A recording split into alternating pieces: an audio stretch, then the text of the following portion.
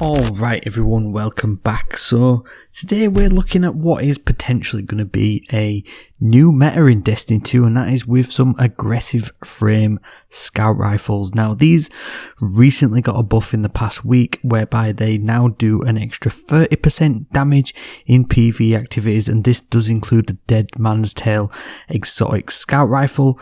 Now these things are meta this season, not just because of the buff, but also because of their anti-champion viability in endgame content. Obviously, we've got the Unstoppable Champion mod in this seasonal artifact, which means that you can take these things into a ton of endgame content. You've got Expert, Lost Sectors, all that good stuff, Grandmaster Nightfalls, and we've actually got a ton of aggressive frame scout rifles that we can use. We've got the long arm, which was one of the first ones that we got from the Spire of the Watcher. A little bit, underpowered at the minute, but, there are a few more better options. We've got the Last Rite, which was one of the seasonal pinnacle chases recently from Season of the Deep, I believe it was, and this one comes with Reconstruction and Focus Fury, as well as a ton of absolute trash origin traits. And obviously the first one that we ever got was the Dead Man's Tale. Now this thing is craftable if you manage to beat the exotic mission and collect all the good stuff to get the extra catalyst for this, which is basically going to allow this thing to do some mad damage as well in endgame content. Now for stasis lovers, then the Prophet is also one that is going to be really one that you need to be chasing down. I've managed to get hold of a rapid hit and headstone one, which, obviously this means you need to jump into the Trials of Osiris. But if you do get this thing with that recent buff to the aggressive frames, then that headstone stasis crystal is going to be doing 30% extra damage as well to targets, which is just a thing that I think goes slept on a ton of stasis weapons. Particularly, they do take on the characteristics of the damage boost of the weapons, but the main one that's going to be on everyone's radar at the minute is the Time Worn Wayfarer. Now, I mistakenly stated that this was a sniper rifle in my initial God Roll breakdown at the beginning of the season, but obviously this is a solar aggressive frame 120 rounds per minute scout rifle, and it is going to be a massive contender for your loadouts going forwards within Act 2 and into Act 3 of Episode Echoes, and that is just because of the excellent synergy that this thing has with the artifact. Obviously it's got the Radiolaria Transposer origin trait, which has the potential to be overcharged in a ton of content, and you can also make it do more damage against Vex combatants. Obviously, here we are in the Lost Sector on the Europa area up at the top there, and this thing is just going to do a ton of damage to high level Vex combatants. This is just basically an expert Lost Sector.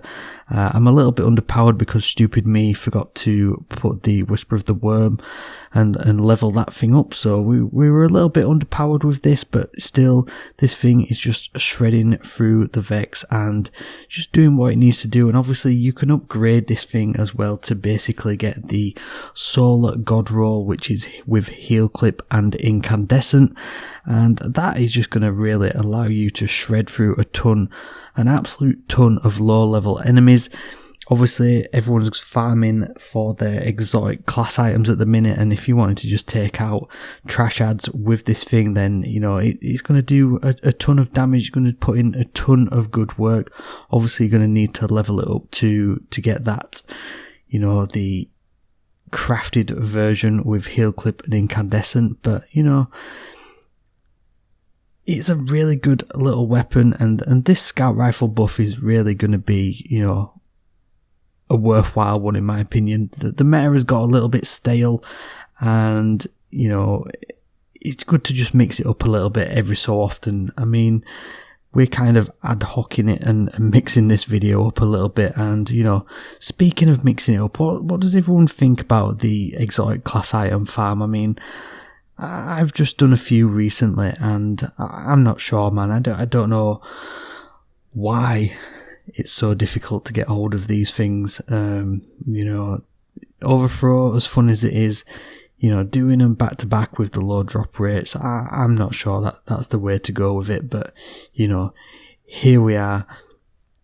This is what we're doing, and, this is the way that Bungie want the game to run, basically, at the end of the day.